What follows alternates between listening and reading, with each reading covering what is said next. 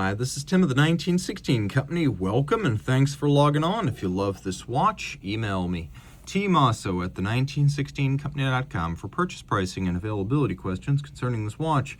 And this watch has a long name. Its reference is simple, 5822P-001, but officially this is the Patek Philippe Cubitus Instantaneous Grand Dot Day and Moonphases. Let's just call it the Cubitus calendar, shall we? Or the 5822P.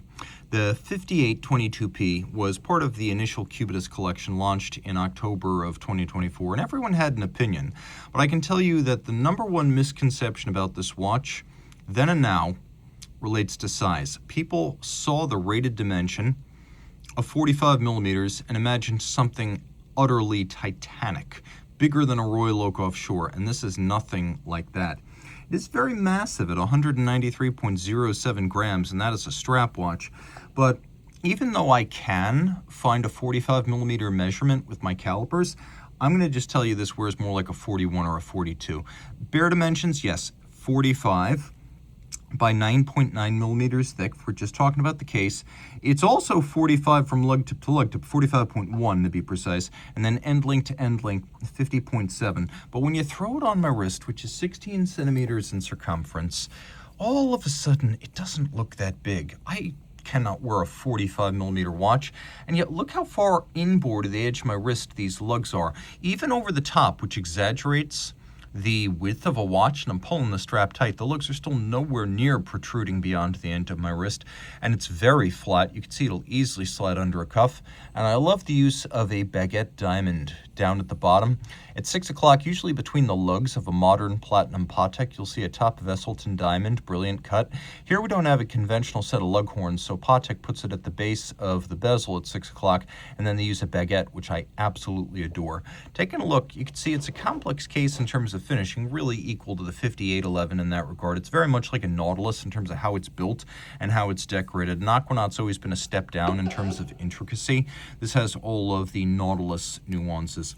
Now here we've got leather, and I do believe it is leather that has been stamped to look like some sort of a textile weave. Medium blue, contrasting stitch. We've got a Cubitus buckle, so you know which watch.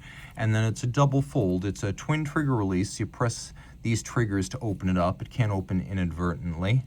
And then it's a double fold. So double folds do a better job at not pinching small wrists. That's why I approve of that.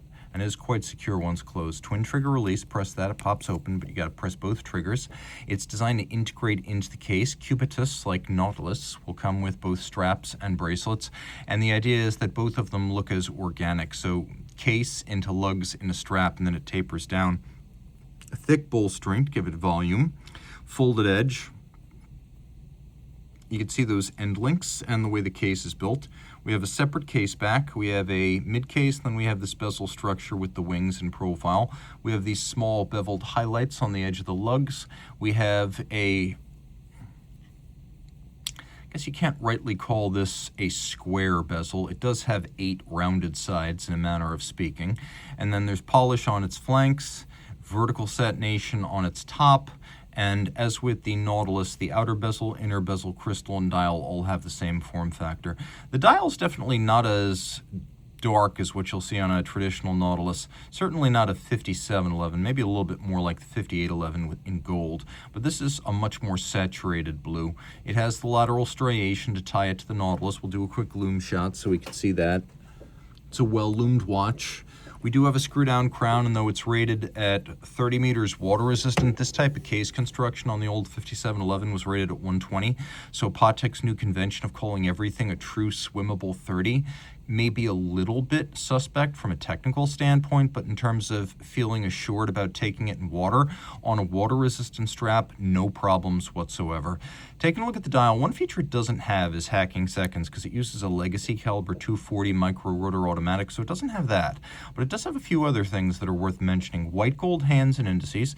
Notice that the aperture for the date is actually a different color than the rest of the dial, a nice nuance. We have 2 sub-registers, 1 coaxial day and Moonphase, and I will demonstrate now, because I think I have this set past 11 at night, but this is an instantaneous calendar change, which used to be the exclusive domain of the most expensive Patek Philippe Perpetual calendars like the 5207. So watch the day, too. Instantaneous jump at midnight. That's a very difficult thing to do and historically not common on Patek Philippe watches. So just keep in mind, that is something worth mentioning.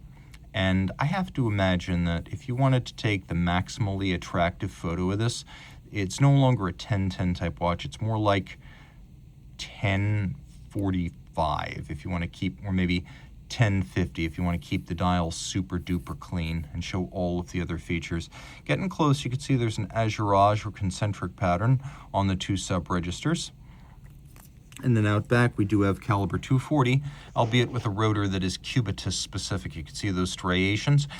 It is a automatic winder with a 22-karat micro rotor and ceramic bearings. The micro rotor keeping the watch as thin as a manual with a big, open, beautiful caseback unobscured by a winding bridge or a rotor, just like a manual, but with the convenience of an automatic. Ceramic bearings ensure efficient winding and minimal lubrication. We've got a 3 Hz beat rate, 48-hour power reserve, 52-joule movement, free-sprung Gyromax style balance with an anti-magnetic Spiromax silicone hairspring. Patek Philippe seal, the watch quoted by Patek to run no worse than -1 + 2 seconds per 24 hours. Other features of interest, the latest Spiromax hairspring, although a flat hairspring can breathe concentrically like an overcoil, and the 6-position adjustment is exhaustive, one more than a standard chronometer or high horology watches from the likes of Vacheron and Lange. Engine turning on the base plate in at least 2 sizes. We've got beautiful mirrored beveling on the edge of the bridges as well as in all the jewel and screw sinks. The screw heads are polished with chamfered slots in circumference. You can see the locating pegs for the balance cock. Those 3 pegs, they've been polished on their tops.